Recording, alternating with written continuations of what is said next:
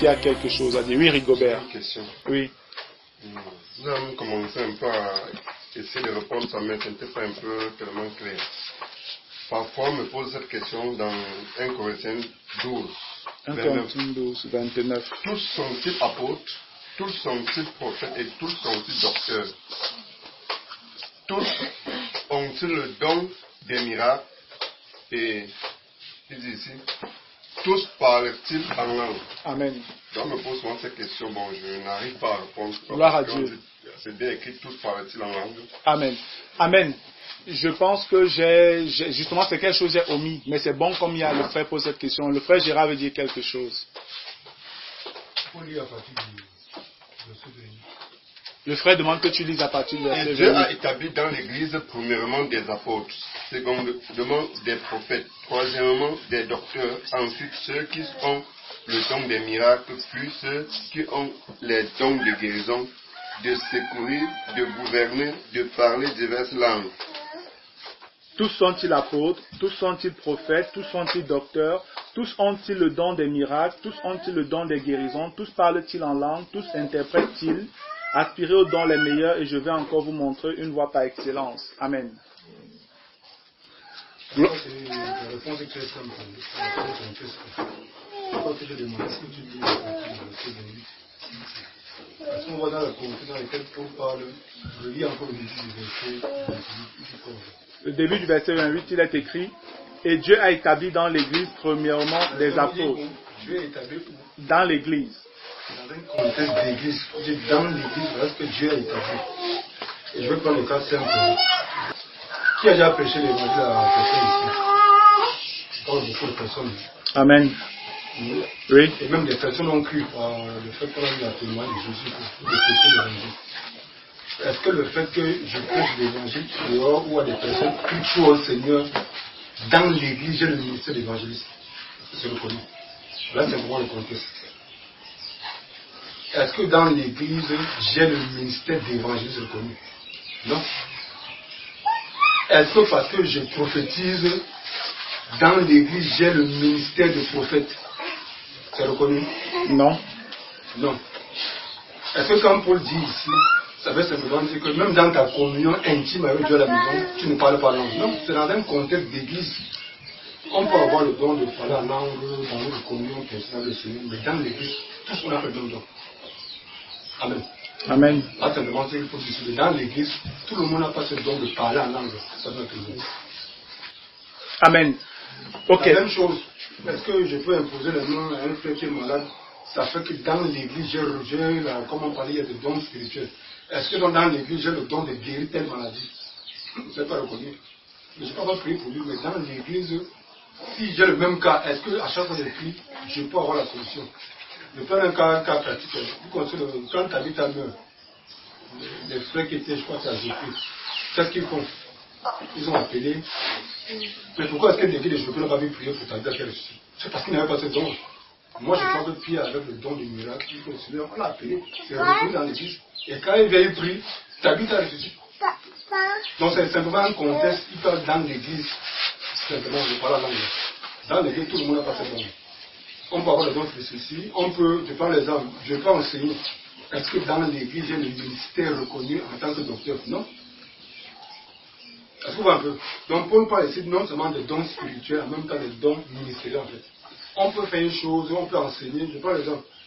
Quand qui était malade évidemment, ceux qui ont voulu visiter la soeur ou des frères malades, est-ce que le fait que tu as rendu visite à un frère ou une soeur qui est malade, ça fait de toi reconnaître dans l'église comme un pasteur? Hein? Est-ce que dans l'église, on te reconnaît comme avoir un ministère de pasteur? Non. Mais tu peux le faire, mais ça ne fait pas de toi dans l'église avoir ce ministère reconnu.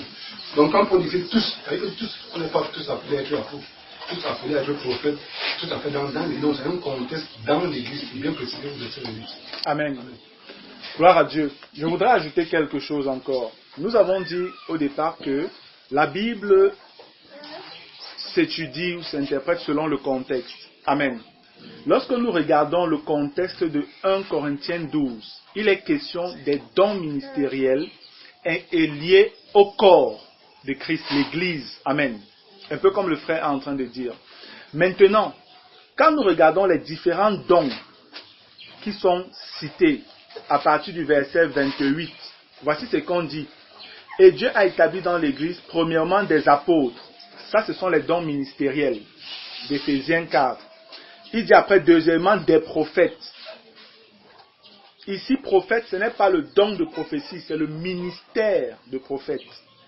Troisièmement, des docteurs, donc des enseignants de la parole. Après, ensuite, ceux qui ont maintenant le don des miracles. Le don des miracles, c'est un don de puissance qu'on retrouve dans 1 Corinthiens 12. Amen. Un peu plus haut, entre les versets 7 et 11. On voit le don des miracles. Nous sommes d'accord? Après le don des miracles, il dit, puis ceux qui ont les dons de guérir. On voit également le don de guérison là-bas en haut, n'est-ce pas? Oui. Et après, il parle de secourir. C'est un don qu'on ne voit même pas de l'autre côté. Après, il dit de gouverner. On ne voit pas également ça. Et puis, il dit de parler diverses langues. Amen. Voilà ce qui fait la différence en fait. Lorsque vous regardez dans 1 Corinthiens 12, au verset 10, voici ce qui est écrit. À un autre, le don d'opérer des miracles. À un autre, la prophétie. À un autre, le discernement des esprits.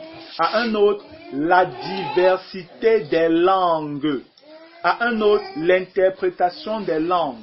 C'est donc de la diversité de langues que 1 Corinthiens 12, 28 est en train de parler. C'est clairement écrit dans 1 Corinthiens 12, 28, de gouverner, de parler diverses langues. Donc il est question ici du don spirituel de diversité de langues. Amen. Il n'est pas question ici du don du parler en langue que Dieu donne à tous ceux qui sont baptisés du Saint-Esprit. Il faut faire la différence. Amen. Voilà en fait où il y a la différence. Il y a le don de parler en langue que Dieu accorde à tous ceux qui sont baptisés du Saint-Esprit. Et il y a le don spirituel de diversité de langue qui est différent du don de parler en langue que le Saint-Esprit donne quand on est baptisé du Saint-Esprit. Et c'est dans cette même logique-là donc que l'apôtre continue en disant au verset 29, tous sont-ils apôtres, tous sont-ils prophètes, tous sont-ils docteurs, tous ont-ils le don des miracles. Là il parle maintenant des dons spirituels.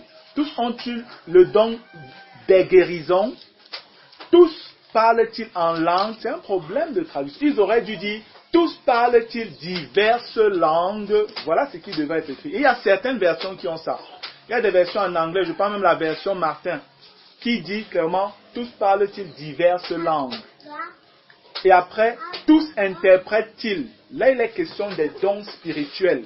Et concernant dans les dons spirituels, le verset 11 de 1 Corinthiens 12 nous dit un seul et même esprit opère toutes ces choses, les distribuant à chacun en particulier comme il veut. Amen. Ça veut donc dire que dans l'assemblée, le Saint-Esprit peut donner à un le don de guérison, à un autre le don de foi, à un autre le don de miracle, à un autre le don de parole de connaissance, à un autre le don de diversité de langue. Et moi, le don de diversité de langue, c'est par expérience que j'ai compris ce que c'était en fait. C'est différent du don du parler en langue. Le don de parler en langue, qu'on reçoit quand on est baptisé du Saint-Esprit. Si quelqu'un est baptisé du Saint-Esprit commence à parler en langue ici, personne ne peut, dans une certaine mesure, le comprendre. À moins qu'il parle une langue il y a une personne qui comprend. Elle comprendra. Mais le don de diversité de langue est un don qu'on comprend toujours. Comprenez bien, c'est lié dans un contexte où des gens comprennent la langue qui va sortir. Moi, je l'ai compris avec un frère, le frère qui a pris soin de moi quand j'ai cru au Seigneur, quand j'étais à Douala. C'est lui, parce que lui, il a un ministère d'évangéliste. Et c'est lui qui m'expliquait ça. Il me disait, il a un frère, un compagnon à lui dans le Seigneur, qui aussi était évangéliste et qui avait la grâce d'avoir le don de diversité de langue. Et il disait que ce don, en fait, le don de diversité de langue, c'est quoi? Il dit que ce frère, le Seigneur le lui a donné parce que le Seigneur le fait beaucoup voyager. Par rapport à celui que je vois un peu comme mon papa, mon père dans la foi, lui, il ne voyage pas. Il est sur place davantage à Douala. Mais l'autre, c'est quelqu'un que le Seigneur envoie dans beaucoup de coins dans le monde. Et il disait que ce frère, il a le don de diversité de langue. Ça fait que lorsqu'il se déplace, il peut aller peut-être en Chine. Quand il arrive en Chine, devant les Chinois, il parle chinois. alors qu'il n'a jamais appris à parler chinois. Jamais. Le frère l'a demandé, donc quand il va en Espagne, il parle espagnol. Quand il prêche l'évangile, c'est l'espagnol qui parle. Dans n'importe quel coin le Seigneur l'envoie prêcher l'évangile, il parle la langue de ces personnes-là. Mais quand il est rentré, si tu lui parles encore cette langue, il ne comprend plus rien. Il ne comprend pas. Donc le Seigneur le lui accorde pendant un temps de ministère. Amen. C'est où le don là se manifeste. C'est ça le don de diversité de langue. C'est différent du don de parler en langue que nous recevons lorsque nous sommes baptisés du Saint-Esprit. Voilà la différence en fait.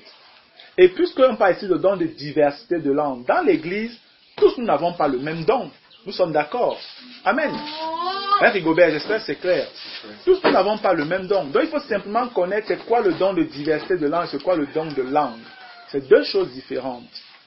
Gloire à Dieu. Est-ce qu'il y a quelqu'un qui voudrait, lui, Evelyne? Je voudrais comprendre, par exemple, 1 Corinthiens 12, 13. Comme le corps est un, et à plusieurs membres, nous avons tous en effet été baptisés dans un seul esprit pour former un seul corps, soit juif, soit grec, soit esclave, soit libre, et nous avons tous été imposés d'un seul esprit. Donc vous avez expliqué ici, je n'ai pas très bien compris quand vous dites que ceci ne veut pas dire, ceci refuse le fait que les gens disent que quand on dit on est déjà tous remplis, on est déjà tous baptisés du Saint-Esprit, donc je n'ai pas bien compris. Je dis, lorsqu'on regarde le contexte d'un Corinthiens 12, ça nous parle de l'union dans le corps. Comment le corps de Christ est formé. Et ça nous dit que le corps de Christ est formé par le baptême des membres en un seul corps qui forme Christ. Ici, il n'est pas question des individus.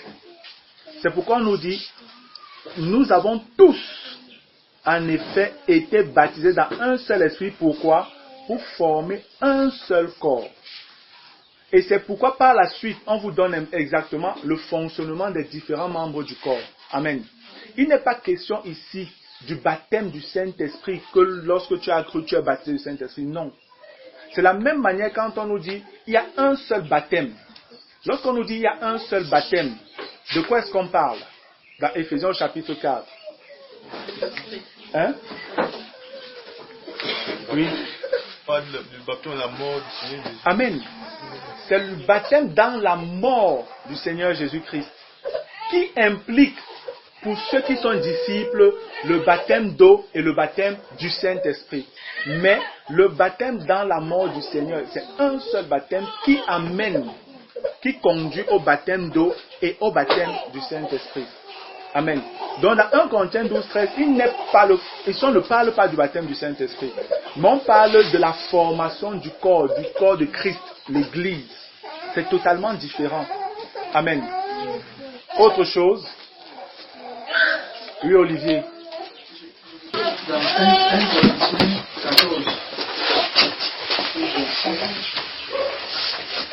au verset 27, en est qui parle en langue. Deux ou trois ou tous parlent, chacun a son tour et tout à fait interprète. Donc j'aimerais savoir si cette langue, il s'agit de la langue de 1 Corinthiens 12, langue ou bien celle de 1 Corinthiens 14 au verset 4. Non, en fait, ce que je suis en train de dire, la question, tu parles, en est-il qui parle en langue, que deux ou trois ou plus parlent, chacun a son tour, que quelqu'un interprète. Je dis, il faut faire la différence entre la diversité des langues et le parler en langue. Amen. Il faut faire la différence. C'est ça en fait l'histoire. Parce que ici dans 1 Corinthiens 12, 27, ici il est question du parler en langue. Du don du parler en langue qu'on reçoit lorsqu'on est baptisé du Saint-Esprit. C'est pourquoi on parle d'interpréter. Pour la diversité des langues, on n'interprète pas. La diversité des langues, on n'a pas besoin d'interpréter parce que la personne parle en son patois. Donc, s'il arrive à Bouddha ou je ne sais pas où, de quel village tu es, si tu es Béti ou Boulou, ou bien Ewondo ou Bamileke ou Banganté, quand il arrive, il te parle le Menjumba. Il te parle ton patois là. Si tu es Bafia, quand il va là-bas chez les Bafia, il parle directement le Bafia, il n'a pas besoin d'interprète. Dès qu'on parle d'interprète, il est question du don du parler en langue qu'on reçoit lorsqu'on est baptisé du Saint-Esprit. Amen. Parce que la Bible nous dit justement dans 1 Corinthiens 14 que celui qui parle en langue là, lui parle à Dieu des choses qu'on ne comprend pas. Parle en langue de Dieu des choses qu'on... À moins qu'on interprète. Et il n'est pas question là-bas du don de diversité de langue. Non. Il n'est pas question du don de diversité de langue. Parce que ça servirait à quoi? Que si j'ai le don de diversité de langue, je vais parler un peu comme un fou. Je me retrouve dans ma chambre. Don de diversité de langue. Déjà, ça ne peut même pas donner. Parce que pour que le don de diversité de langue soit manifesté, il faut que tu sois dans un contexte où tu avais des gens qui ne parlent, dont tu ne parles pas la langue là. Moi, j'ai mon petit frère. Aujourd'hui même, dommage, lui, là, le Seigneur, il a totalement abandonné. Mais quand le petit était engagé dans la foi avec Dieu, il faisait des miracles merveilleux, je vous dis. Il faisait des choses merveilleuses, je vais dire ça comme ça. C'était le genre, il pleut. Je vous dis les choses que j'ai vécues. Il est en train de pleuvoir des cordes à doigts là. Ma maman est bloquée, elle a un rendez-vous sérieux, elle doit sortir. Lui, il est assis. Il dit à ma maman, lève-toi, tu pars. On dit que il pleut. Il dit à maman, lève-toi, tu pars. Quand tu vas te lever, tu pars. La pluie là va s'arrêter. Et quand maman, comme moi je connaissais déjà un peu comment le Seigneur travaille lui, j'ai dit à maman, obéis, fais ce qu'il te dit. Ma maman s'est levée, frère, elle partait. Je vous dis, quand elle sort de la maison, dès qu'elle entre dans la pluie s'arrête. C'est quelque chose que j'ai vu, que j'ai vécu. Donc, le sida, les gens avaient le soleil, il a prié pour ça, les gens ont guéri. Et lui, une fois il est sorti évangéliser, ils sont allés dans un coin, il y avait des anglophones. Tout petit, il avait à peine, à cet âge, il avait à peine peut-être 15 ans. Hein. Il avait à peine 15 ans. Quand il va dans ce quartier, il va avec certains de ses frères de l'assemblée. Ils arrivent dans un coin des anglophones. C'est la nuit, dit que non, ici là c'est surtout les anglophones. On ne parle pas anglais, on fait comment? Il a dit non, on va partir. Même si on dit seulement Jesus love you, on a déjà quand même dit quelque chose. C'est ce qu'il a dit, comme par exemple si on va seulement dire Jesus love you, on a dit. Et quand il part, il tombe justement sur des anglophones, il commence à parler, c'est en anglais qu'il parlait tout le long du temps il était en train d'évangéliser. Ses amis, eux, ils étaient totalement étonnés. C'est après qu'ils rentrent, ils viennent à la maison, nous disent que mais tout le gars parlait anglais. C'est anglais qu'il était en train, il a parlé anglais là-bas comme un anglophone et tout. C'était en fait le don de diversité de langue qui était en train de se manifester. Amen. Donc c'est dans un contexte où tu te trouves dans un endroit où tu n'as pas la connaissance de la langue. Aujourd'hui peut-être on utilise les interprètes et tout ça. Je crois que c'est bien dommage. On devrait prier afin que ce don soit ravivé dans l'église. Amen. Amen. On devrait prier pour que ce don soit ravivé dans l'église. Mais c'est un don qui doit être porté comme fardeau par ceux qui ont le souci d'annoncer l'évangile, des évangélistes. Amen. Des évangélistes. Donc voilà Olivier, quand on parle ici d'interprétation, ça veut dire que c'est le don du parler en langue qu'on reçoit lorsqu'on est baptisé du Saint-Esprit, tout simplement. Amen. Autre chose? Oui, Gabriel. Oui. Un instant. Oui. Gabriel me pose la question sur, dans le contexte de Actes, quand on voit le jour de la Pentecôte, Dieu a d'une manière exceptionnelle voulu que les disciples, quand ils parlaient langue, c'était les langues que les gens écoutaient. Les différentes nations qui étaient représentées à Jérusalem, ça c'est une bonne cas exceptionnelle. Donc quand ils parlaient, c'est les langues de ces différentes peuples. Donc c'est là on Amen. Gloire à Dieu. En fait, la précision que le frère Gérard apporte est importante. Et en fait, c'est un élément prophétique qui témoigne du temps dans lequel on entrait, en fait. Vous savez, lorsque l'homme est entré en rébellion contre Dieu, je vais dire quoi, le summum de la rébellion de l'homme vis-à-vis de Dieu s'est manifesté dans Genèse 10 et 11, avec la tour de Babel. Lorsque les hommes ont choisi de rejeter Dieu et d'atteindre les cieux par leurs propres moyens au travers d'une tour, Dieu est venu confondre ces gens. Eux qui n'avaient qu'une seule langue, Dieu a maintenant fait apparaître plusieurs langues. C'était en fait un signe de confusion pour eux. Et ça montrait la dispersion maintenant des peuples. C'est pourquoi on a plusieurs nations aujourd'hui. Mais avec la venue du Saint-Esprit, la naissance de l'Église dans Acte 2, le Seigneur est en train de montrer que tous les peuples dispersés là, il est réuni maintenant en un seul corps qui est l'Église. Amen. Et c'est pourquoi ce jour-là, les personnes qui étaient là, les environ 120 personnes qui avaient été remplies du Saint-Esprit et qui ont parlé en langue, ont parlé le langage des gens. Il y avait à Jérusalem les gens venant de toutes les nations. Amen.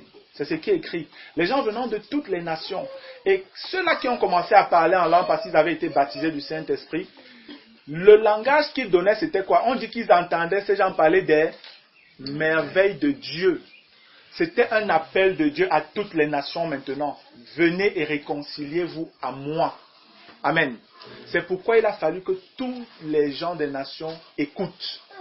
Qu'aujourd'hui, à Jérusalem, la ville du grand roi, il y a invitation à la réconciliation avec le Dieu que nous avions abandonné depuis.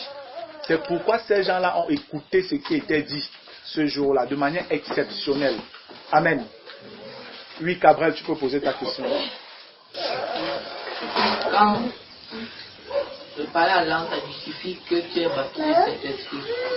Et si tu te baptises et que tu apprends encore à parler en langue, comment vas-tu connaître que tu connais à parler en langue, c'est-à-dire que tu es baptisé Saint-Esprit? Amen. Ok, si je comprends ta question, je pourrais déjà te dire, j'espère que je vais te répondre. On n'apprend pas à parler en langue. Amen. N'allez jamais quelque part où on va vous dire, venez, on va vous apprendre à parler en langue. Je vous dis, c'est la sorcellerie.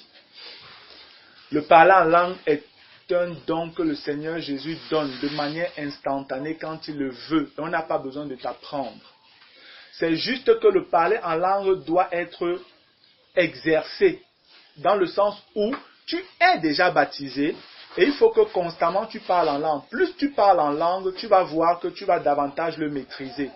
Parfois au début, quand le Seigneur Jésus te baptise, tu es baptisé du baptême du Saint-Esprit, ce qui sort de ta bouche, c'est vraiment comme des murmures. Tu vois peut-être tes lèvres, parfois c'est des choses comme grrr, grrr, grrr, grrr, grrr, grrr. Simplement des trucs comme ça là. Ça peut paraître fou. Mais plus tu parles en langue, tu vas te rendre compte que davantage c'est comme si ton vocabulaire, je vais dire le vocabulaire sur le plan spirituel de ce qui sort de l'esprit, s'améliore. Et même la manière dont tu parles, tu seras plus posé. Au début, pour moi au début, quand j'ai été baptisé du Saint-Esprit, c'est vraiment ça. C'était d'abord le grrr, grrr, grrr, grrr. C'était simplement ça. Mais plus je parlais en langue, aujourd'hui, je peux être assis tranquillement, je parle en langue, tu crois que je suis en train de discuter avec quelqu'un qui est en face de moi. Tout posément, je dis des choses, et parfois le Seigneur me donne de comprendre ce que je suis en train de dire. Amen. Il a que ça me donne de comprendre ce que je dis. Et après, les choses se manifestent, s'accomplissent selon ce que j'ai reçu du Seigneur. Donc, on n'apprend pas. On ne forme pas. J'ai appris qu'il y a des assemblées où tu parles, on te dit ah.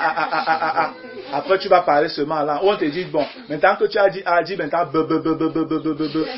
Après, on dit maintenant, dis ba. Et après, tu vas parler là. Non, frère, ça c'est la sorcellerie, je vous dis.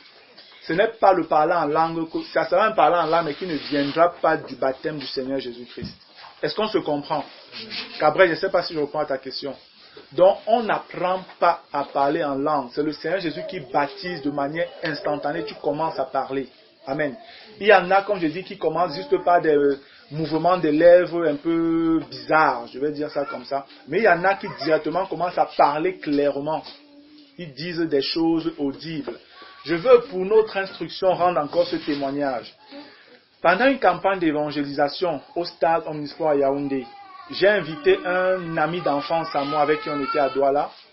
Et un moment, le prédicateur qui enseignait ou qui prêchait ce jour-là, il a dit qu'on allait se lever et on allait prier pour que le Seigneur laisse descendre son esprit et que ceux qui ne sont pas baptisés Saint-Esprit soient baptisés et que ceux qui sont même déjà baptisés soient remplis à nouveau. Parce qu'on voit dans la Bible que les pierres étant déjà remplies, d'autres parties on dit encore qu'ils étaient remplis à nouveau. Amen.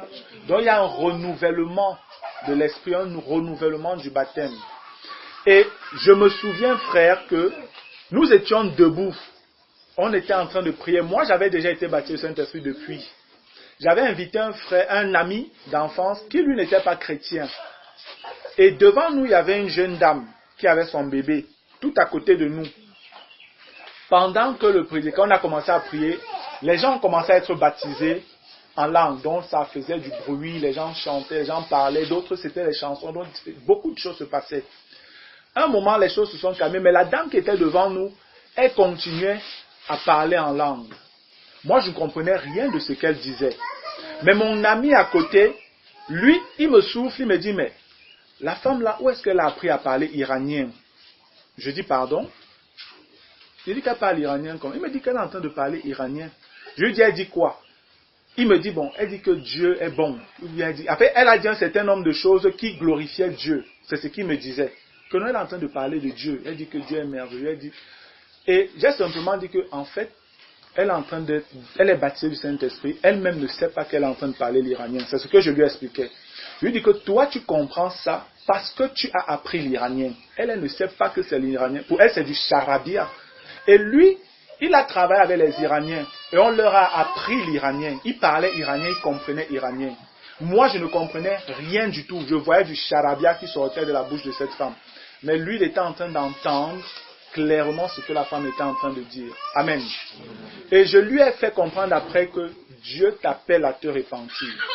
S'il a permis que tu écoutes ce que cette femme disait, c'est un témoignage pour que toi, tu te donnes au Seigneur. Malheureusement, jusqu'aux dernières nouvelles, je ne crois pas qu'il se soit déjà engagé avec le Seigneur. Mais espérons par la grâce de Dieu qu'il finira par le faire. Amen. Donc, c'est instantané. Et parfois, d'autres le font directement. Ils disent des choses, un temps soit peu claires. Mais d'autres, parfois, ce n'est pas très clair. Autre réaction? Oui, Francis. C'est le verset 30 là. 1 Corinthiens 12. 1 Corinthiens 12, 30. Oui, vas-y frère. Ouais, tous interprètent-ils, parce que avec la compréhension que tu as donnée qui était assez claire, tous parlent-ils en langue, qui devrait plutôt se dire tous parlent-ils diverses langues. Quand on dit donc tous interprètent-ils, je voulais donc un peu saisir dans le contexte, plus on a vu que l'interprétation dans l'église est plus liée au parler en langue et non à la diversité des langues. Donc, comme vous dites, en temps normal, il faut suivre la cohérence de ce qu'on a partagé. De tous interprètes-ils ne devrait pas peut-être être à cette place-ci. Pourquoi? Non, je voulais juste comprendre. Non, après qu'elle dit pourquoi, c'est parce que le don d'interprétation est un don qui est lié à un autre don dans l'église, qui est le don de parler en langue. 1 Corinthiens 14 le fait bien comprendre. Donc le don, l'interprétation n'est pas liée à la diversité des langues. C'est ça, c'est pas parce que c'est proche que c'est directement lié à la diversité de langue, non. Nous, on a besoin du don d'interprétation pour interpréter les langues qui viennent de l'esprit qu'on adresse à Dieu selon 1 Corinthiens 14. Amen. Mais par rapport à la diversité de langues, on n'a pas besoin d'interpréter. C'est une chose qui est dite en la langue de tes auditeurs. Amen. Amen. Autre chose? Oui, Daniel. Pour ma part, j'ai toujours, depuis que je suis né de nouveau, j'ai toujours eu à comprendre que parler en langue est quelque chose d'indispensable pour tout enfant de Dieu, surtout que la Bible nous précise que c'est pour l'éducation de tout un chacun. Mais la difficulté que j'ai eue et que jusqu'à présent je l'ai, c'est de comprendre pourquoi est-ce que on veut toujours lier le baptême du Saint-Esprit au parler en langue. Je m'explique. Quand je rentre dans Galates 5, où la Bible nous parle des fruits de l'Esprit, je ne pense pas qu'un enfant de Dieu peut manifester ces fruits-là s'il n'est pas baptisé du Saint-Esprit. Je parle de l'amour, la patience, la tolérance et toutes ces choses. Mais on peut retrouver dans l'église plusieurs personnes, plusieurs enfants de Dieu qui, d'une part, manifestent tous ces dons-là, ces fruits de l'esprit, mais toutefois ne parlent pas en langue. Est-ce qu'on va donc dire que ces personnes, ces enfants de Dieu, ne sont pas baptisés dans le Saint-Esprit parce qu'ils ne parlent pas en langue, ou je ne sais pas, tout ça c'est mon incompréhension. Attends, tu dis que on ne peut pas manifester les fruits de l'esprit si on n'est pas baptisé dans le Saint-Esprit. Oui, c'est ce que je comprends. C'est quel passage qui le dit? Tu as un passage de lui qui donne de comprendre ça, que ce n'est pas possible de manifester les fruits de l'esprit si on n'est pas baptisé. Tu dis bien, en fait ça veut dire qu'on est né de nouveau d'abord, oui, et après il faut être baptisé du Saint-Esprit pour pouvoir manifester le fruit de l'esprit. Oui. Hein? Oui. Est-ce qu'il y a un passage biblique qui donne de le comprendre? En fait, toujours dans le même passage, quand on parle de fruit de l'esprit, ça veut dire c'est quelque chose qui a été sémé. Ça veut dire il faut recevoir le Saint-Esprit pour pouvoir manifester ce fruit-là. Donc, si on manifeste ce fruit, ça veut implicitement dire qu'on a été baptisé dans le Saint-Esprit. Non. D'après ma compréhension. Non. Ça veut dire qu'on est né de nouveau. Parce que j'ai dit, regarde, quand on regarde dans Romains au chapitre 8, c'est justement pourquoi j'expliquais la différence entre recevoir le Saint-Esprit et être baptisé du Saint-Esprit. C'est deux choses différentes. Lorsqu'on regarde dans Romains au chapitre 8, je vais lire à partir du verset, disons même 5. On dit, ceux en effet qui vivent selon la chair s'affectionnent aux choses de la chair. Tandis que ceux qui vivent selon l'esprit s'affectionnent aux choses de l'esprit. Et l'affection de la chair, c'est la mort, tandis que l'affection de l'esprit, c'est la vie et la paix. Car l'affection de la chair est inimitié contre Dieu, parce qu'elle ne se soumet pas à la loi de Dieu et qu'elle ne le peut même pas. Or, ceux qui vivent selon la chair ne sauraient plaire à Dieu. Pour vous, vous ne vivez pas selon la chair, mais selon l'esprit, si du moins l'esprit de Dieu habite en vous. Si quelqu'un n'a pas l'esprit de Christ, il ne lui appartient pas. On voit donc ici qu'il est lié, que c'est un contexte lié à la nouvelle naissance. Je disais, tous ceux qui naissent de nouveau ont le Saint-Esprit. Et dès que tu as le Saint-Esprit, tu peux déjà commencer à manifester le fruit de l'Esprit parce que l'Esprit de Dieu habite en toi. Le baptême du Saint-Esprit, c'est la puissance d'en haut pour le service, pour le témoignage que Dieu te donne en fait. Et c'est ce que Jésus, bien qu'il ait soufflé sur les apôtres dans Jean chapitre 20, recevez le Saint-Esprit. Ils ont reçu. Maintenant, quand le Seigneur souffle sur eux, recevez le Saint-Esprit. Si on prend le parallèle dans Luc au chapitre 24, il y a quelque chose qui se produit là-bas. Parce que Jésus, à certaines reprises dans les évangiles, il reprenait les apôtres par rapport à certaines questions qu'ils posaient ou à certaines attitudes qu'ils avaient. Il leur disait, vous aussi n'avez-vous pas encore de l'intelligence? Vous aussi ne comprenez-vous pas encore? En fait, le Seigneur, ce n'était pas une réprimande juste pour les choquer. C'était des choses qui étaient dites pour notre instruction à nous aujourd'hui. Parce qu'ils n'avaient pas encore le Saint-Esprit qui résidait en eux, il n'était pas possible même qu'ils comprennent en fait. C'est ce que le Seigneur voulait nous faire comprendre. Mais quand Jésus souffle sur eux dans Jean au chapitre 20, regardons le même contexte dans Luc au chapitre 24, ce qui se passe. Luc au chapitre 24, je vais lire à partir du verset 44. Voilà ce qui est écrit. Je commence au verset 33 pour qu'on voit que c'est vraiment le même contexte. Il dit à partir du verset 33, Luc chapitre 24, il est écrit, verset 33. Se levant à l'heure même, il retournait à Jérusalem et il trouvait les 11 et ceux qui étaient avec eux assemblés, et disant, le Seigneur est réellement ressuscité et il est apparu à Simon. Et il racontait ce qui leur était arrivé en chemin et comment il l'avait reconnu au moment où il rompit le pain. Tandis qu'il parlait de la sorte, lui-même se présenta au milieu d'eux et leur dit, « La paix soit avec vous. » Saisis de frayeur et d'épouvante, ils croyaient voir un esprit. Mais il leur dit, « Pourquoi êtes-vous troublés et pourquoi pareille pensée s'élève-t-elle dans vos cœurs ?» Donc c'était la première fois que le Seigneur leur apparaissait, comme dans Jean 20, c'est le même contexte en fait. Verset 39, « Voyez mes mains et mes pieds, c'est bien moi, touchez-moi et voyez un esprit n'a ni chair ni os, comme vous voyez que j'ai. 40. Et en disant cela, il leur montra ses mains et ses pieds. 41.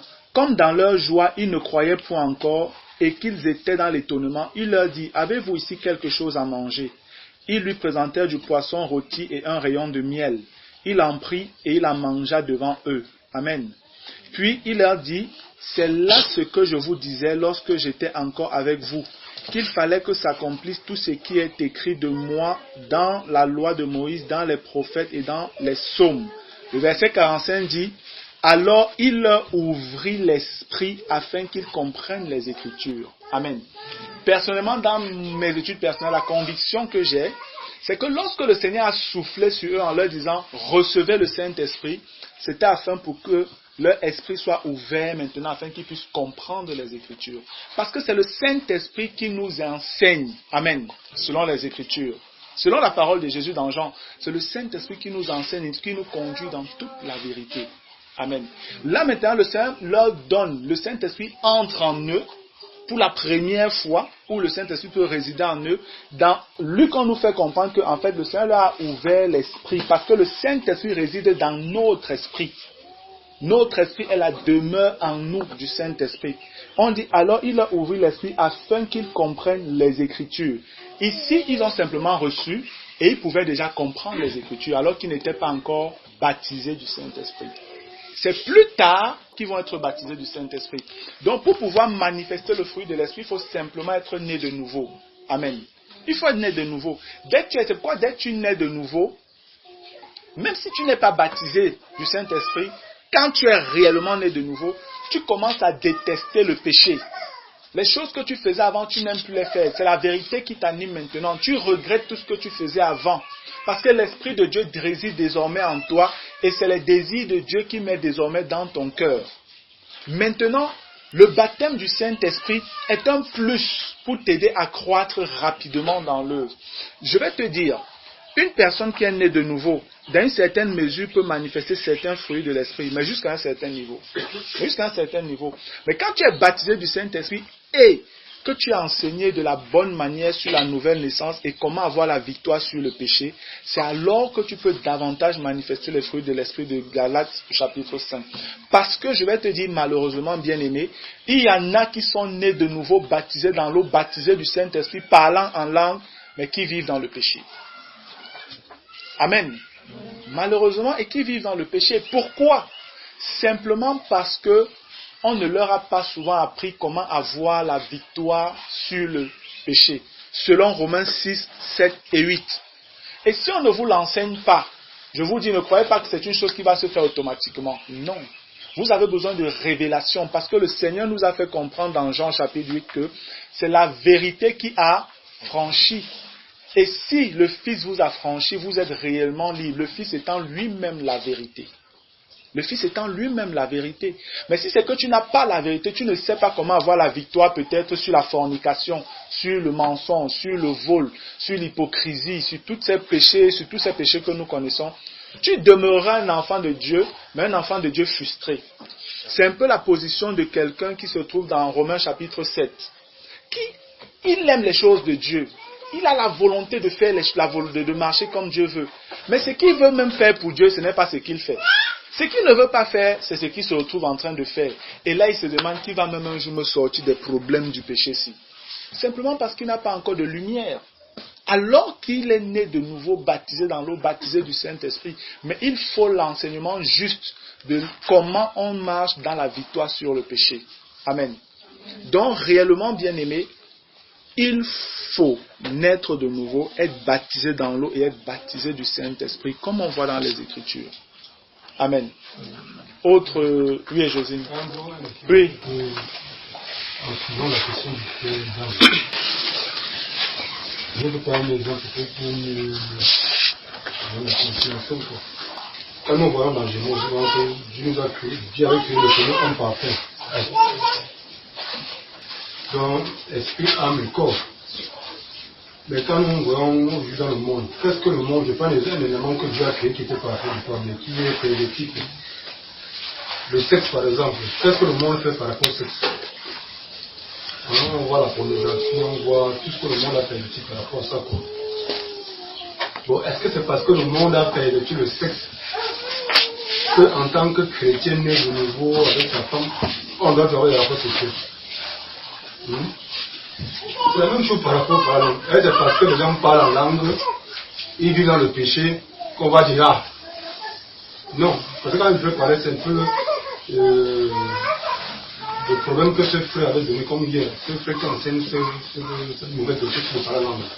Parce qu'il est arrivé à un niveau où, voilà, les gens qui vivent, ils sont nés de nouveau, ils parlent en langue, mais voilà les vues. Donc, elles n'ont pas la peine de parler en langue, quoi. Donc, il était arrivé à un niveau où, j'aime souvent ce bouton comme un frère disait, ils ont fini par verser l'eau du bébé avec le bébé était sale. Ils ont le bébé l'eau là, allez, on verse ça l'eau là. Non! C'est pas parce que les gens sont baptisés du Saint-Esprit, parlent en langue, vivent dans le péché, ils doivent venir. C'est pas ça. Amen. Parce que c'est bien. Amen. Parce que c'est ça que beaucoup sont arrivés. Comme ils sont nés du nouveau baptisé du Saint-Esprit, parlant, ils vont le péché, on a besoin de ça. Donc, ça devient une option en fait. Donc ce n'est plus important. Donc c'est important pour nous, comme la Bible dit, c'est important pour notre éducation. Il y a des options dans lesquelles je donne d'exprimer quoi. Ça c'est une chose. Ici je continue toujours dans le même ancien. Ce n'est pas le baptême du Saint-Esprit qui crucifie la chair. C'est la foi qui crucifie la chair. Amen. Comme le frère a répondu. Le baptême du Saint-Esprit n'est crucifié par la chair, mais c'est la foi qui crucifie la chair. Donc on peut faire de nouveau. Pourquoi quand il parlait, c'est beaucoup de Corinthiens qui venaient. Il tenait de nouveau. Baptême de la Saint-Esprit, il vient. Ayant tous les dons. Donc ce n'est pas une fin en soi qui baptise le Saint-Esprit, mais c'est un élément important pour notre marche. Ce n'est pas la fin en soi, mais c'est important pour faire comme Dieu veut. Je parle de gens. Si vous avez un champ, vraiment de l'anti-enseigne, et que vous voyez vous rendre compte que ça ne produit pas assez de maïs, ça peut être tout ce qui produit, soit les céréales, soit les fruits, quoi. Qu'est-ce que vous allez faire? Jésus a donné même cette parabole-là. Il dit, bon, attends, mais je vais mettre un peu de fumier, afin que ça puisse produire. C'est la même chose par rapport. Pour moi, c'est une même image que le Seigneur enseigne par rapport aux dons. Les dons spirituels sont simplement là pour nous aider à mieux faire la chose que Dieu nous donne. Mais quand Dieu va nous juger, ou bien quand on va dans le champ, on ne va pas récolter le fumier, on veut chercher le fumier au travers de ce que le fumier a donné. Amen. Tu vois la différence? Oui, c'est pas très bien. Quand vous avez un champ et que vous mettez du fumier, quand vous allez récolter ce fumier, vous allez chercher à récolter. C'est le fruit qui a donné au travers de ce fumier. Donc Dieu nous donne les dons spirituels, comme on dit, c'est pour l'édification du. Ce sont des éléments qui nous aident davantage à grandir, quoi. Du même spirituel, simplement. Et aussi, je crois que davantage le point qui vient dans tout le sujet, Dieu ne nous bâtit pas de Saint-Esprit parce qu'on est spirituel. Non, c'est pour devenir en fait spirituel. Amen. Parce que la différence. Donc, avec tu es spirituel, que Dieu te remplit pour parler, non, c'est au contraire, c'est pour davantage devenir spirituel. Et hier, il y a un témoin que le frère a donné, on parlait de. Il disait avec. Pas dit que c'est Junio. Oui. Il a dit avec Junio, c'est bâti le Saint-Esprit par un homme. Il dit que frère, c'est une responsabilité de Junio. Les frères d'abord, ils disent pourquoi Dieu non a fait qu'il est devenu responsable. Il faut donc qu'il apprenne à être spirituel maintenant, au travers de ce don. Amen. Amen. Tu vois un peu la différence.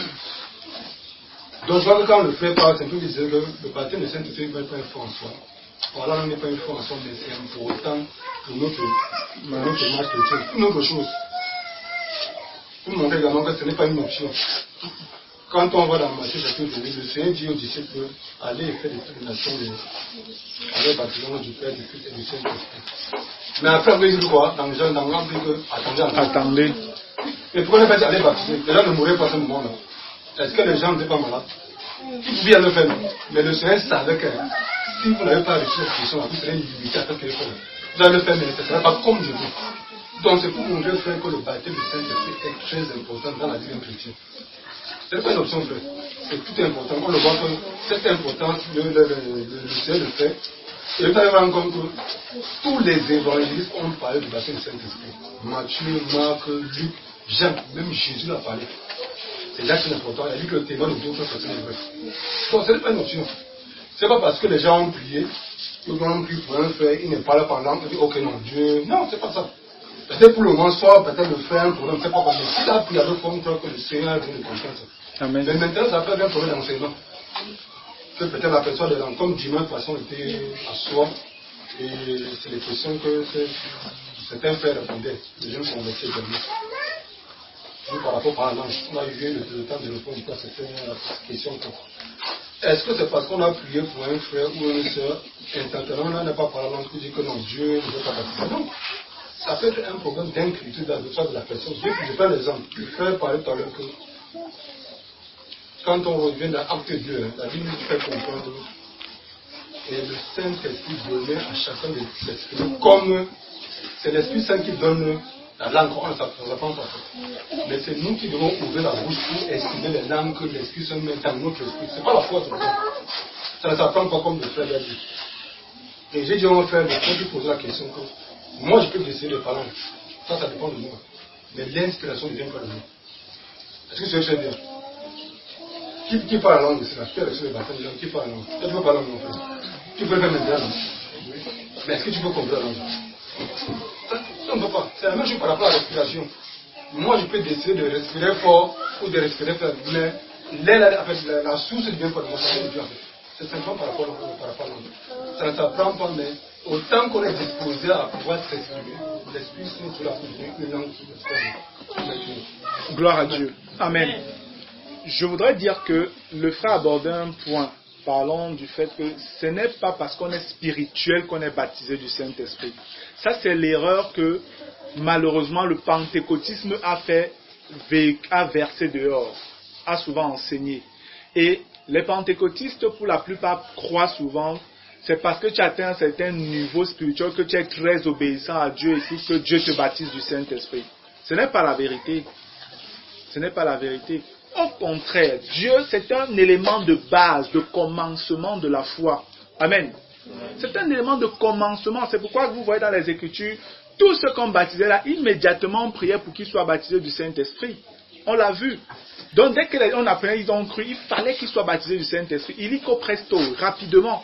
Parce que c'était l'élément qui pouvait les aider à mieux grandir et à devenir de plus en plus spirituels. Mais certains pentecôtistes ont frustré d'autres en leur donnant de croire que non, si tu me parles par langue, ça veut dire que vraiment tu n'es pas spirituel, tu n'es rien du tout. Mais voilà Paul qui reprenait les Corinthiens qui parlaient en langue, mais dans le désordre. Une preuve justement qu'ils n'étaient que des enfants, et il le dit, ils étaient immatures. Ils étaient immatures. Donc nous devons bien comprendre, bien-aimés, nous devons bien comprendre qu'est-ce que le baptême du Saint-Esprit, pourquoi le Seigneur le donne et comment pouvoir l'utiliser selon les Écritures. Comme Gérald a dit, ne pas verser l'eau du bain avec le bébé. Amen. Ce n'est même pas parce que certains faut parler en langue et ils font certaines choses là dehors qu'on va dire que non, il faut éviter de parler en langue. La Bible dit clairement, n'empêchez pas de parler en langue. C'est écrit. Le parler en langue est d'actualité. C'est un don dont nous avons toujours besoin parce que jusqu'à aujourd'hui, tu as besoin de t'édifier, frère. J'ai besoin de m'édifier. Et c'est un don d'édification individuelle. Et ton édification individuelle, en fait, ce n'est pas seulement pour toi, là, en réalité. Parce que plus tu t'édifies spirituellement, alors quand tu viens au milieu de l'assemblée, tu peux être une source de bénédiction pour l'assemblée. Amen. Tu peux être une source de bénédiction pour l'assemblée. Ça, nous devons le savoir également. Parce que Paul ne peut pas prendre la peine de faire tout un chapitre 14 pour donner l'enseignement sur le parler en langue de la prophétie, dire comment ça doit se passer et les vertus et toutes ces choses. Pour qu'on nous dise que non, c'était juste pour le temps là et que maintenant c'est fini. C'est que ça fait quoi dans les Écritures? Quand on lit l'introduction de 1 Corinthiens 14, de 1 Corinthiens à partir du chapitre 1 même, la Bible nous fait comprendre que c'est écrit non seulement pour les Corinthiens, mais pour tous les saints, pour ceux qui sont saints, pour ceux qui sont appelés, pour tous ceux qui croient au Seigneur Jésus-Christ. Donc nous aussi aujourd'hui, c'est d'actualité, bien-aimés. Amen. Vous devez prier. Et gloire à Dieu parce que, dans une certaine mesure, le Seigneur rend davantage témoignage de cela. Je rendais témoignage aux frères hier, comment dans une assemblée où un frère était venu enseigner que le baptême Saint-Esprit, ça, on n'a plus besoin de ça, le parler en langue a disparu et tout. Les gens ont cru en ce qu'il disait. Mais après le Seigneur, moi j'ai même su ça, mais moi je me suis dit, comme je connaissais ces frères, il dit qu'en tout cas, eux s'ils ont accepté ça vraiment, moi je disais, ça les engage, ils ont un responsable là-bas. Mais le Seigneur m'a interpellé, parce que c'est les frères avec qui parfois je communiais. Le Seigneur m'a interpellé d'aller corriger cette erreur-là. Et je suis parti, j'ai rencontré leur dirigeant, je lui ai demandé s'il permettait que je vienne enseigner sur la question du baptême du Saint-Esprit et du parler en langue. Il a dit oui. Et le soir où cela devait être fait, je me souviens, je me suis levé pour commencer à enseigner. Dès que je me lève, le Saint-Esprit me dit, ils doivent d'abord se repentir parce qu'ils sont dans l'incrédulité suite à l'enseignement qu'ils ont reçu. Et je le leur ai dit, j'ai dit frère, je vais d'abord prier afin de demander pardon au Seigneur parce que le Seigneur me fait comprendre que vous êtes dans l'incrédulité. Vous devez disposer vos cœurs et écouter le message qui va être donné. Jugez avec un cœur totalement libre. Et j'ai prié, après j'ai commencé à enseigner. Bien aimé, je n'ai pas fini l'enseignement. Pendant que j'étais encore en train d'enseigner, les gens ont commencé à être baptisés dans la salle, les gens de cette assemblée-là. Ils ont commencé à parler en langue. Les sœurs, les frères, ils parlaient en langue dans la salle. J'ai dû arrêter un peu comme Pierre a fait là. Pendant qu'ils parlaient encore, les gens ont commencé à parler en langue dans la salle. J'ai vécu cette expérience-là par la grâce de Dieu. Donc c'est une réalité. Le tout c'est que si les gens, vous recevez un faux enseignement qui n'est pas la vérité, le résultat ce sera l'incrédulité. Amen. Parce que vous devez comprendre que de la même manière que la foi vient de ce qu'on entend, ce qu'on entend de la parole de Christ, l'incrédulité vient aussi de ce que vous entendez de la parole de Satan. Parce que le mensonge, c'est la parole de Satan. Si c'est les paroles mensongères de Satan que vous écoutez, ça va créer l'incrédulité par rapport à la vérité de Christ dans vos cœurs. Mais si vous avez la grâce et la bénédiction d'écouter la vérité, alors cela produira la foi et vous manifesterez les œuvres correspondantes à la foi selon les Écritures. Amen. Gloire à Dieu. Est-ce qu'il y a encore une préoccupation sur ce sujet-là? Oui, Emmanuel. Un ajout par rapport au fait où les dons ne garantit pas que nous sommes spirituels. Nous sommes spirituels. Notamment le verset, Matthieu 7, verset 22 à 23. Où Jésus dit, plusieurs me diront en ce jour-là, Seigneur, Seigneur, n'avons-nous pas prophétisé par ton nom? N'avons-nous pas chassé des démons par ton nom? N'avons-nous pas fait beaucoup de miracles par ton nom?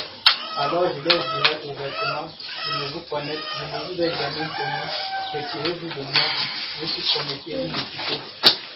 Gloire à Dieu. Voilà un autre passage qui est vrai. Matthieu le chapitre 7, à partir du verset 21-22 et tout. Ce n'est pas parce que quelqu'un manifeste les dons spirituels qu'il est spirituel. Amen. Ce n'est pas la manifestation des dons spirituels qui font de toi quelqu'un que Dieu a appelé à un ministère, comme certains le croient. C'est ça le grand malheur, surtout dans le domaine du pentecôtisme. Je suis désolé de revenir tous sur les pentecôtistes.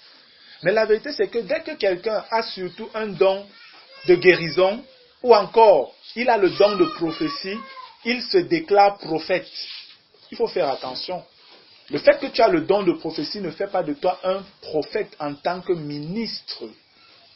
Parce qu'il y a une différence entre le don de prophétie d'un Corinthiens 12 et le don ministériel de prophète de Éphésiens chapitre 4. C'est deux choses différentes. Aujourd'hui, quelqu'un a un don de prophétie, il dit qu'il est prophète. Il faut faire attention. Il faut faire attention. Ou parce que tu peux imposer les mains aux gens, ils guérissent. Tu commences à dire que tu es devenu évangéliste international, tu pries, les gens guéris, et tu commences à ouvrir, comme ils disent, mon église. J'ai maintenant eu la vision. Ma vision, c'est mon ministère. Non, ça ne marche pas comme ça dans l'église du Seigneur, bien-aimé. On voit l'exemple des Corinthiens, c'est biblique. Le témoignage que l'apôtre donne d'eux, c'est qu'ils avaient tous les dons. Mais Paul dit qu'ils sont charnels, immatures, et ils se déchirent entre eux là-bas. Le plus important, c'est de comprendre le message de la croix et de la marche par l'esprit. Amen. C'est ça la base, c'est ça qui est important. Lorsque tu es né de nouveau, la suite directe, c'est qu'on t'introduit dans l'école de l'apprentissage, de la marche par l'esprit et de la vie de la croix de Christ. Si c'est que tu n'as pas ces éléments-là, tu es un chrétien qui va toujours marcher en dents de scie. Un moment ça va, un autre ça ne va pas. Un moment ça va, un autre ça ne va pas. Mais Dieu ne veut pas ça. Il veut que nous fonctionnons comme Paul a dit aux Thessaloniciens, que nous allons de progrès en progrès. Amen. C'est à cela que le Seigneur nous appelle, bien-aimés. Et nous avons besoin de toutes les armes de Dieu pour avancer de la bonne manière. Et à cela, le Seigneur nous a promis d'être remplis, d'être baptisés du Saint-Esprit. Il a parlé du parler en langue également. Et nous avons besoin de ça encore aujourd'hui. Gloire à Dieu. Oui, Gérard.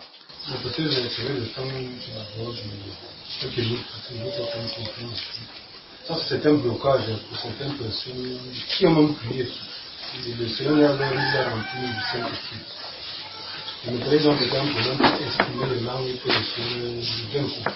Comme l'histoire, ça peut être un problème de famille dessus. Moi, également, j'ai envie de dire à certaines personnes qui ont vécu une vie par rapport à ça. Dans leur tête, ils ont choisi la langue qu'ils vont parler. Seigneur, je ne vais pas parler comme le frère a parlé comme ça. Frère, tu ne choisis pas, frère. Même si c'est le souffle que tu dois faire là, frère, exprime, comme le frère disait un peu là. Si c'est rien que la parole A qui sur le ta bouche là, frère, tu dois exprimer la langue. Amen. Amen. Les frères d'Afrique, tu as dit que non, Seigneur, je ne vais pas comme ça, tu as beaucoup la société de ce on ne choisit pas. Donc, si tu as prié, laisse simplement que les mots qui viennent dans ton esprit là, exprime-les simplement. quel que soit ce qui peut sortir de ta bouche, et tu t'exprimes et tu vas te laisser conduire davantage. Et comme on dit, tu dis, le frère dit ici, parler en langue, c'est pas le premier jour qu'on commence à dire dans la perfection. C'est comme un enfant qui apprend à marcher. Il va marcher, va tomber plus soit par la langue que des esprits. Plus donc, cette don également va ser parfait, quoi. Amen. Tout simplement, c'est là. Donc, souvent, les chrétiens, on le veut parce qu'ils veulent choisir la langue qu'ils vont parler. Tu as bloqué Dieu. En fait, ce que le frère dit, il y a la sœur Suzanne qui était arrivée chez moi parce qu'on avait prié pour qu'elle soit baptisée du Saint-Esprit. Et là, sur le coup, on n'a pas vu de manifestation de parler en langue. Je l'ai encouragée à rentrer chez elle et à continuer à demander parce que ce n'est pas un homme qui baptise. Ce n'est pas Martial, ce n'est pas Gérard ou quiconque ou quelque autre frère. C'est le Seigneur Jésus-Christ. Je lui ai dit, même chez toi, trouve un coin tout seul là et continue à prier. Demande au Seigneur d'accomplir sa promesse. Il est fidèle, il le fera. Elle est allée, elle l'a fait. Je crois peut-être 2 ou 3 jours après, elle est venue. Elle a demandé à me rencontrer. J'étais à la maison, elle est venue à la maison. Et elle me faisait savoir qu'elle veut comprendre quelque chose. Elle était en train de prier. Après, pendant qu'elle veut dire Seigneur Jésus, c'est plutôt autre chose qui sort. C'est comme si elle ne contrôle pas sa langue. Et ça la fait peur. Que c'est quoi ça? Et pourtant, elle demande au Seigneur qu'elle veut être baptisée du Saint-Esprit. J'ai commencé à rire. Je lui ai dit, mais ma soeur, il t'a déjà baptisé. C'est justement ça, le parler en langue. Parce qu'elle voulait contrôler la langue. Elle voulait dire quelque chose qu'elle maîtrise, qu'elle comprend. Je lui ai dit non, ne bloque plus. Dès qu'elle parle, ça veut sortir comme ça, elle dit que non, elle arrête. Elle reste tranquille, elle se calme. Parce qu'elle avait peur. Après, elle recommence à prier avec son intelligence. Elle va encore dire peut-être Seigneur Jésus, c'est plutôt autre chose qui vient. Elle arrête encore. Elle dit que ça lui a fait ça peut-être 3 fois. Elle arrête. Elle a dit que non, elle ne peut plus, elle avait peur. Quand elle est venue, je lui ai dit non. C'est justement que le Seigneur t'a baptisé. N'arrête plus. Laisse la chose faire comme ça fait. La parle simplement. Laisse le Seigneur, le Saint-Esprit faire comme il veut. Ce n'est pas toi qui contrôle comment la chose se fait. Ce n'est pas toi. Et elle est repartie. Aujourd'hui, elle parle en langue sans problème. Amen. Elle parle en langue sans problème. C'est vrai, c'est une expérience surnaturelle. Et c'est normal que nous qui sommes des hommes à la base naturels, c'est un peu étrange pour nous. Mais nous devons comprendre que nous sommes plus simplement des hommes naturels. Nous sommes aussi des hommes surnaturels par notre nouvelle naissance. Amen. Par notre nouvelle naissance, nous entrons dans la puissance du siècle à venir. C'est ce que Hébreu nous fait comprendre. Et nous devons donc marcher en pleine lumière de ces choses-là. Gloire à Dieu. Oui, Gérard.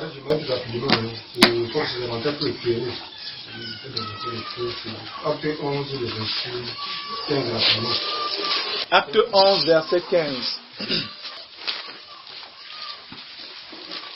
Acte 11, verset 15. Il est écrit: lorsque je me fus mis à parler, le Saint-Esprit descendit sur eux comme sur nous au commencement. Amen. Donc, je veux la parole sur le terme descendu. Je veux le faire parler de ça. Je dois me préparer si Dieu me connaît. Je veux peut-être aider sur l'expression être rempli. Comme le frère a dit, être rempli du Saint-Esprit. Comme on le voit un peu ici, qui est par le fait descendu. Donc, dans Acte, si je ne me trompe pas. Quand on voit l'expression dans la Bible, beaucoup dans Actes des Apôtres, on dit le Saint-Esprit descendu sur eux. Et il fut rempli. C'est la même expérience spirituelle. Amen. Vous comprenez simplement ça. Quand on dit le Saint-Esprit descendu sur eux, c'est tout simplement que l'expérience du baptême du Saint-Esprit, ils ont expérimenté ça simplement. Amen. Mais regardez ici ce que Pierre dit ici. Quand on le reprend dans l'épée de Jérusalem, on le commence à aller chez les païens autres, mais Pierre a fait comprendre.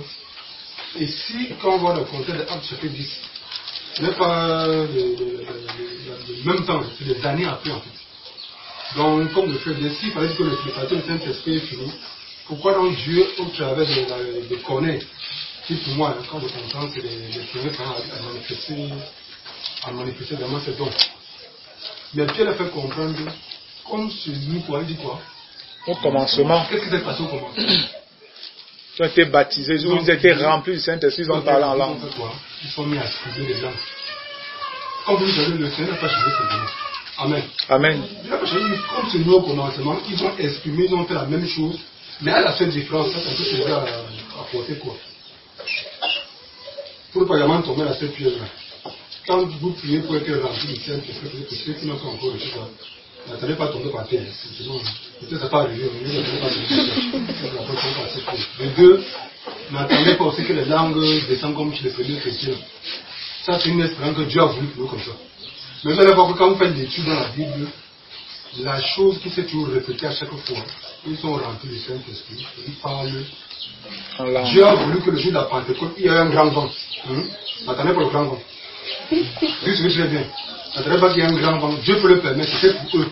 C'est une manière exceptionnelle que le Seigneur a fait. Mais la chose qui s'est répétée, comme Paul dit ici, ils ont prié, ils ont fait remplir, ils ont exprimé cette langue. Amen. Amen. On voit le contexte qui s'est répété à chaque fois toujours. Gloire à Dieu. Amen, bien aimé. Oui, Rigobert. J'ai un souci encore. Mon souci, c'est, comme tout à l'heure, par rapport à la question de Frère Dan. Oui. Dan a posé la question en disant qu'il y a les frères qui ne... Bon, il allait dire que lui, par rapport au parlant en langue, il ne croit pas que c'est le parlant en langue est toujours un signe. Bon, il a dit qu'il y a les frères qui manifestent le fruit de l'esprit. Et vous avez dit que quelqu'un peut ne pas être baptisé du Saint-Esprit, mais il manifeste ce fruit. Bon, mon souci, c'est que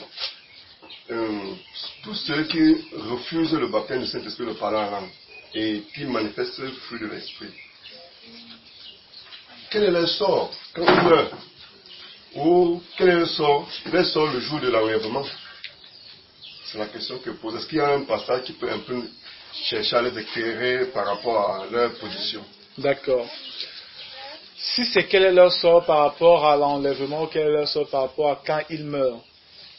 Si nous sommes d'accord que l'enseignement du Maître, Jésus, le modèle, le Seigneur, il est le Maître, nous sommes les serviteurs. Il est le Seigneur, nous sommes des esclaves.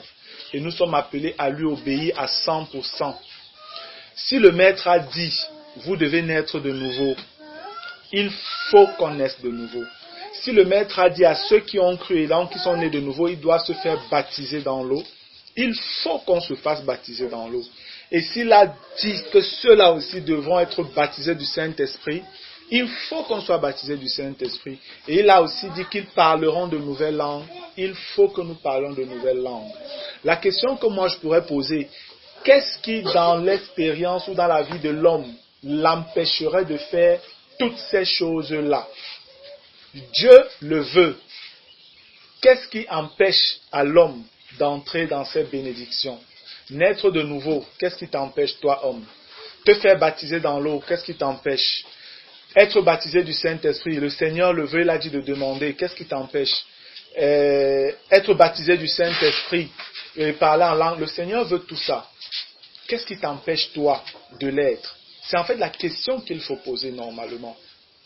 Maintenant, si quelqu'un est dans cette position parce qu'il n'a pas de lumière et que le Saint-Esprit qui est là pour nous conduire dans toute la vérité, le Saint-Esprit, je le crois, te donnera de comprendre que maintenant que tu es né de nouveau, il faut que tu te fasses baptiser.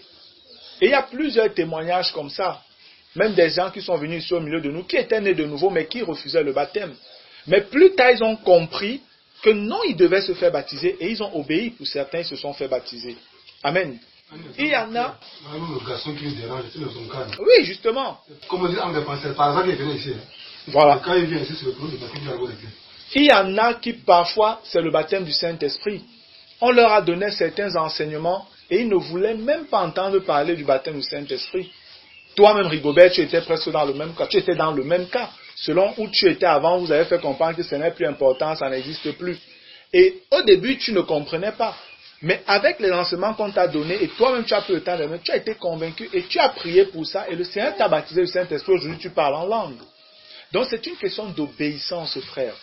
Il est question ici d'avoir les lumières. Si Dieu te donne une lumière et que tu refuses d'obéir à cette lumière, bien aimé, tu es dans un état de désobéissance vis-à-vis de Dieu. Et toi et moi connaissons où est la place de ceux qui désobéissent à Dieu. C'est tout ce que je puis dire. Concernant l'enlèvement, si Jésus est notre modèle, si Jésus est le modèle de l'Église, comme la Bible nous dit, il est le prototype de Dieu pour l'humanité nouvelle que Dieu veut. Et ce Jésus est venu sur la terre, enfant de Dieu. Il a été baptisé dans l'eau. Il a été baptisé du Saint-Esprit. Et il a marché dans la sanctification, marché par l'Esprit. Et après, il a été enlevé. qu'est-ce qui empêche que nous, Dieu dit qu'il nous a créés, il nous a destinés à être à l'image de Jésus-Christ en toutes choses. Nous devons atteindre la stature parfaite du Fils de Dieu, selon Éphésiens chapitre 4. Si nous devons atteindre sa stature, je crois que c'est justement pour pouvoir faire comme il a fait et entrer dans les bénédictions dans lesquelles il a entré. Parce qu'on dit qu'il est héritier de Dieu et nous sommes co-héritiers de Christ. Ça voudrait dire que pour être enlevé, ça c'est ma conviction, Jésus étant le modèle, frère, il faut naître de nouveau, être baptisé dans l'eau, être baptisé du Saint-Esprit et marcher dans la sanctification comme le Seigneur a marché. Celui qui ne fait pas ça ne sera pas enlevé. Ça c'est ma conviction, en prenant Jésus pour modèle. Amen. En prenant Jésus pour modèle, voilà ce que je peux te dire, à la lumière de ce que je vois dans les Écritures. Gloire à Dieu. Autre réaction? Bon, peut-être la question du frère. Alors, on dirait que j'ai une confrontation de frère sur cette question. Et je peux dire, honnêtement, j'ai quand même reconnu que c'était quand même un point sensible. Ils m'ont dit, bon, est-ce que quelqu'un qui est né de nouveau ne peut pas être enlevé puisqu'il a le Saint-Esprit? Puisque la Bible fait comprendre dans 2 Corinthiens 5, c'est que si quelqu'un est en Christ, on est en Christ quand on est né de nouveau, ou bien c'est quand on est baptisé Saint-Esprit. Il dit que c'est une question de vérifier par rapport à ça. Mais là où je suis arrivé avec les frères, où on a également un problème. Je dis, frère, ok, depuis que je suis là de temps en temps, souvent on rompt le plan. Mais pourquoi est-ce que également vous pouvez réfléchir que quelqu'un qui n'est pas baptisé de rompre le plan? Ils ont dit non, si vous m'avez appelé à la petite écoutez. Parce que j'avais compris que je sais également que pour pouvoir rompre le plan, il faut au moins d'abord naître de nouveau et au moins baptiser. C'est les conditions pour entrer dans l'église. Mais pourquoi quelqu'un qui est en Christ, qui est né de nouveau, vous refusez? Parce que moi je ne peux pas se faire. Dans les Écritures quoi. Quelqu'un qui n'est pas baptisé ne faut pas rompre le plan. Donnons-moi également l'explication. Amen. Amen. Comme c'est là où également il y a un problème. Mon frère, c'est vrai que quelqu'un est en Christ, mais je crois également que et on travaille ça va maintenant appuyer. Je crois également que le contexte où je sais que quelqu'un peut être enlevé, qui n'a pas peut-être reçu le baptême de la Saint-Esprit, c'est dans les cas peut-être, si vous me faites bien, et ma conviction s'appuie sur la Bible. Le Seigneur n'a fait comprendre que Dieu regarde le cœur, il ne regarde pas l'apparence. Amen. Amen. Quelqu'un qui veut mourir par exemple, à qui vous prêchez l'évangile, il accepte le Seigneur. Et vous lui parlez même du baptême d'eau, du baptême du Saint-Esprit, et il accepte, et il meurt. Moi, pour Dieu, qu'est-ce qu'il peut faire? Dans le fait qu'il a accepté dans son cœur Dieu, mais qu'il n'a pas manifesté pratiquement. Moi, il faut qu'il peut être enlevé. Amen.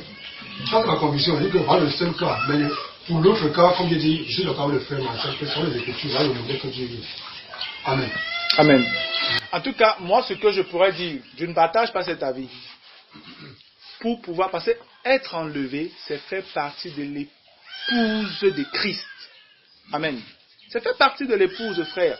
Et pour faire partie de l'épouse, lorsqu'on prend Adam et Ève, le Seigneur a fait Ève identique à Adam, en tout point, de manière qu'Adam, Ève venait de la côte d'Adam. Donc, pour faire appartenir à Christ, tu dois exactement être comme lui il était. Le cas de quelqu'un à qui on prêche l'évangile, il croit, il accepte tout ce qu'on lui dit, mais il n'a pas le temps, il meurt. Il sera sauvé, mais il ne fera pas partie de l'épouse. Il ne sera pas enlevé. Pour moi, je ne crois pas qu'il sera enlevé. Il sera sauvé, mais il ne peut pas faire partie de l'épouse, parce que les conditions sont claires. Il faut être conforme au Fils pour faire partie de son épouse. Parce que cette question, c'est pourquoi je dis on la pose toujours mal. Pourquoi est-ce que tu es né de nouveau, tu n'es pas baptisé d'eau? Voilà la question que moi je me pose. D'où vient-il? Où est-ce qu'on voit ça dans les Écritures, frère? Que quelqu'un dit qu'il a cru au message qu'on lui a donné. Il n'est pas baptisé d'eau, il est dans l'assemblée. On va commencer à réfléchir, est-ce qu'il doit rompre le pain ou il ne doit pas rompre le pain? Mais où est-ce que vous voyez dans les Écritures quelqu'un qui est né de nouveau et qui n'est pas baptisé d'eau? Quel est le message que vous lui avez annoncé? Voilà la bonne question en fait. Parce que si c'est le message coupé de l'évangile que les gens ont aujourd'hui l'habitude d'annoncer, on te dit viens à Jésus, il est bon, il est gentil, il va te donner le mariage, le travail, tu vas avoir le visa et toutes ces choses. Et les gens ils viennent dire j'ai cru, on dit récite la prière si tu récites, après on te dit dis amen, tu es sauvé. Tu viens t'asseoir à l'assemblée. Il y a un problème, ce n'est jamais le conseil de Dieu ça pour le salut bien-aimé. Jamais. Le message de l'évangile de Christ, qui est la prédication de la croix, inclut le fait que tu dois comprendre que tu es un pécheur. Et que toi étant pécheur, mon ami, tu as besoin d'être justifié par le sacrifice de Jésus-Christ. Et si tu refuses, tu passeras en jugement devant le Seigneur. Le Saint-Esprit vient convaincre le monde de péché, de justice et de jugement. Voilà le message qui doit être annoncé. Et quand ce message est annoncé, on doit donner à ces personnes de comprendre que dès que tu as cru, il te faut être baptisé le même jour, à l'instant T, dès que c'est possible, on te plonge dans l'eau. Et le même jour, on devrait prier pour toi afin que tu sois rempli du Saint-Esprit. C'est la volonté de Dieu. D'où vient-il donc que des jeunes convertis, des gens ignorants de la parole de Dieu, vous êtes là pour leur prêcher, leur donner le conseil de Dieu. Vous le donnez à moitié. Regardez ce qui se passe avec Philippe et l'eunuque éthiopien. L'eunuque éthiopien est un homme religieux qui aimait bien Dieu, judaïsant. Il quitte son Éthiopie pour venir à Jérusalem adorer. Mais il est dans l'ignorance. On a quitté d'alliance, l'ancienne pour la nouvelle. Il n'est pas au courant. Le Saint-Esprit envoie Philippe vers lui, qui vient maintenant lui annoncer le conseil de Dieu. J'ai toujours été béni du fait que c'est l'eunuque éthiopien qui demande à Philippe, voici de l'eau, qu'est-ce qui empêche que je ne sois baptisé? Alors que nulle part dans les Écritures ne nous dit, Philippe lui a parlé du baptême d'eau.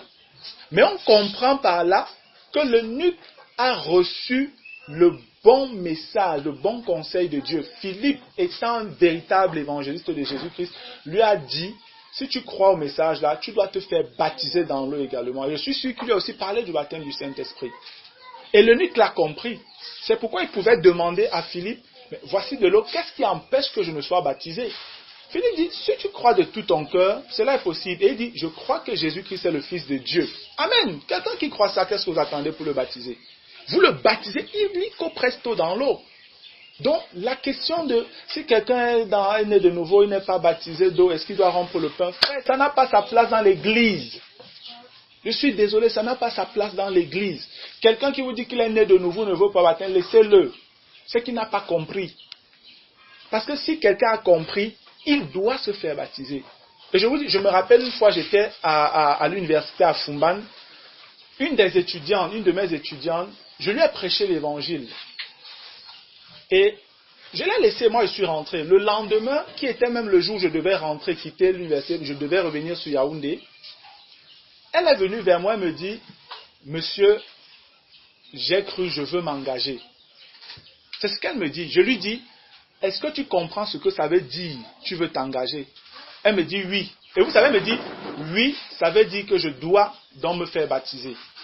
Amen. Parce que je lui avais annoncé tout le conseil de Dieu. Donc quand elle venait là, elle était prête, elle savait que là, elle doit aller aux eaux.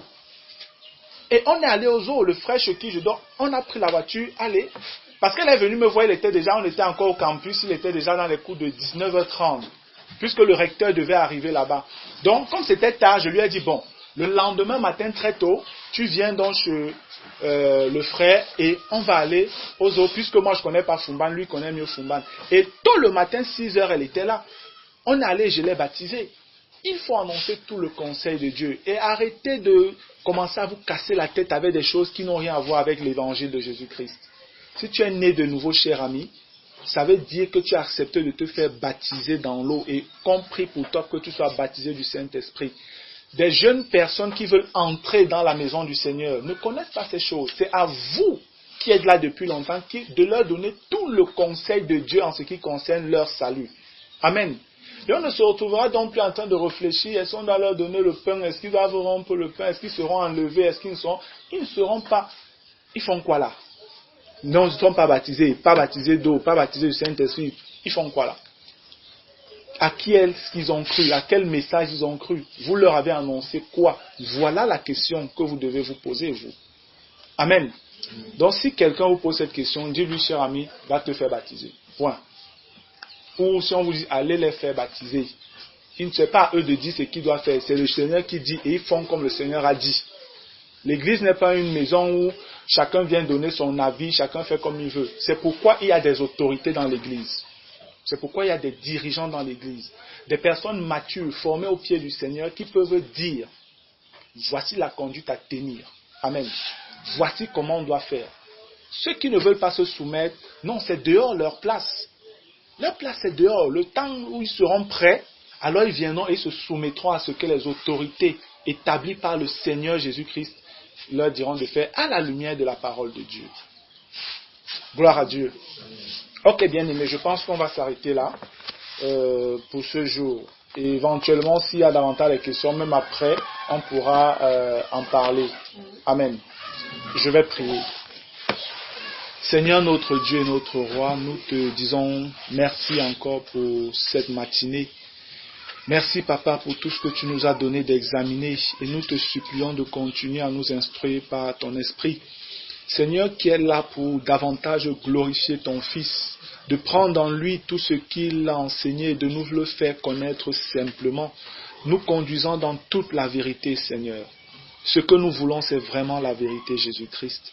Afin que tu nous aides à être équipés de la bonne manière, pour te servir de la bonne manière, avec tout ce que tu as prévu, sans rien laisser, sans rien négliger, sans rien mépriser, ô Dieu.